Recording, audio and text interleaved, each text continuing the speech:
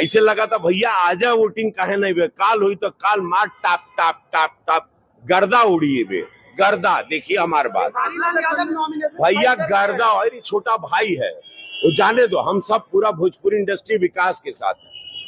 खेसारी छोटा भाई है, उसका विचार अलग है बेचारे का, कोनो बात नहीं। लेकिन समस्त हम मनोज तिवारी, पवन सिंह, दिनेश लाल यादव, निरहुआ, हम लोग सब विकास के रास्ते पे हैं, सनातन के रास्ते पे। खेसारी लाल यादव को क्या कहिएगा? छोटा हरार महादेव। निरहुआ से शुरू करो या पवन सिंह, सब के सब बीजेपी की तरफ है। आपका झुकाव आरजेडी की तरफ क्यों आया, क्या वजह है? मैं भीड़ का हिस्सा नहीं बनना चाहता। मैं जहाँ से चलता हूँ भीड़ वहीं से शुरू है।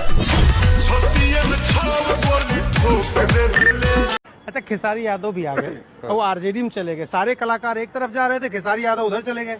शुभकामना, लेकिन उनको बहुत जल्दी समझ में आएगा कि पार्टी गलत चुन लिया। के लोग कहते हैं कि यार ये भीड़ आ रही है खेसारी को देखने के लिए, तो खेसारी दिल में है तभी तो देखने आ रही है। और आज दिल में है तो कल ये वोट में भी कन्वर्ट होगा, क्योंकि मैं यहाँ कमाने नहीं आया हूँ।